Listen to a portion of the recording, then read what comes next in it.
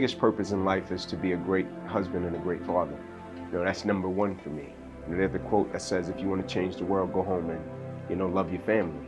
And so for me, that's where it all starts, because I'm constantly traveling, constantly being in front of different groups, constantly touching people, right? And it's a blessing for me, right? But in the same sense, if I do all of these great things, right? Even from playing football in college, being a projected draft pick, that was awesome, right? Then I got injured, my career ended. Now I speak and it's great, and God has blessed it, it's incredible, right? But if I do all of these things and I get to a certain point in my life and my children say, hey man, you weren't a great father, or my wife says, man, you wasn't a great husband, right? Like all of that was for nothing, right? I feel if I can master my household, then I can go out in the world and do the work that I feel like I've been called to do, because it all starts there. That's the foundation for me.